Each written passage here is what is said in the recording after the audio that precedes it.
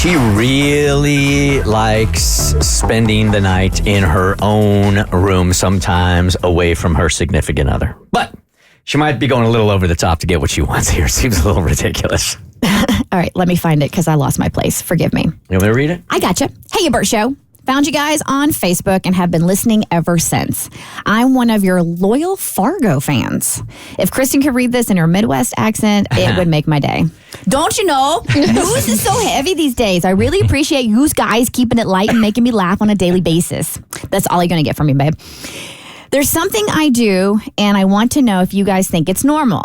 I pick fights with my husband so I can get the bedroom to myself. That's jacked up, man. Wow. This man snores like nobody's business. He rattles the windows. I try to fall asleep before him, and his snoring is typically not an issue. But there are nights I want to stay up and binge some TV, but I want to do it in my bed.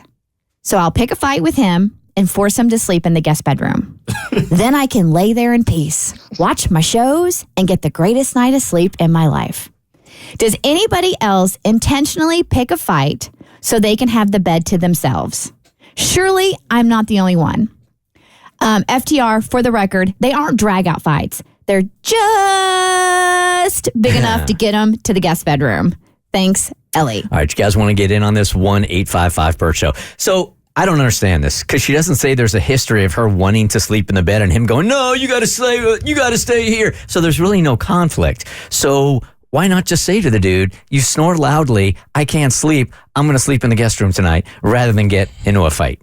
That was my first thought. I mean, it seems so simple to just ask him. Not to mention, I've been in a relationship where it seemed like the person enjoyed arguing right before going to sleep, and that was like horrible for me. That's the worst time to get into any kind of fight, is when you're about to try to go to sleep. Yes. Well, the main thing here is she wants to sleep in her bed, so she's picking these fights to get him in the guest room. Yeah. And I think that if you were every night going to come to him and be like, hey, you can't sleep in our bed tonight, you have to go in the lesser bed, because that's, you have the good mattress in your room, and the guest room gets like, that cheap one you got from Mattress Firm on sale.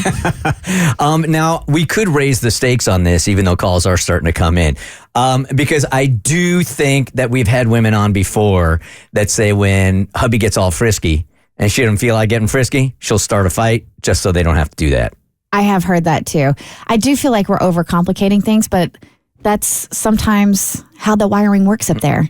And instead of just taking the direct route, you like to go. I mean, you get to the same destination. Sometimes you just want to take the scenic route. It doesn't even say, though. I've talked to him about it before, and he doesn't want me sleep in the other room. She's just like picking a fight for no reason. Hey, Rhonda, good morning. You are on the Bert Show. Hi. Hi. Hello. Is it? Are you talking to me? Yeah. I think so. Yeah. Are you Rhonda? Yes, I am. Okay. And it's you. Me and my husband was married for 10 years. We slept with 4 dachshund little puppies. And then they ended up being dogs. When I turned 50, I couldn't stand the dog hair. So, in his snoring and my snoring, I just went in my other bedroom, set up my little stuff. We live happily ever after. Dogs are not allowed in my room. He sleeps with dogs. When we need to do our little business, we do it in my room. We scream. Where there's no dog hair. Right, that makes sense. Easy fix. That makes total sense here. All right, that's how you handle it as mature adults right there. Hey, Sarah, good morning. Hi, good morning. All right, are you in this category here where you're just going to force a fight just to be out of the room? Oh my gosh, absolutely not. I get where she's coming from. I love having my bedroom to myself, but to fix this situation, when me and my fiance moved in together for the first time, we just got a 2-bedroom, and whenever I just want to be alone, I just tell him, hey, can you go away? And he, goes in his room or goes on the couch and does his thing, and I do my thing, and it's never a problem. I don't know why she can't just ask him to go away. Well, I mean, we could ask Cassie here. I mean, this has been a problem in their relationship before, and I don't think you're picking fights with him to get in your own room. No, I just moved into the guest room. He did a long stint when he was in the guest room, and then we tried sleeping in the same bed again, and the snoring was too loud, so I moved into the guest room. And I miss him. I missed sleeping by him. He has a CPAP machine now, so we sleep in the same bed, no problem. But I'm not going to lie, it was kind of glorious having my own room again. I had my own nighttime routine. You could snuggle down. There is something about if you have the privilege of having your own room, like growing up and going to college and all that, and then you don't have one anymore and you don't have a space that's yours, you have nowhere to escape to and like ever. So there was something really nice about having separate bedrooms.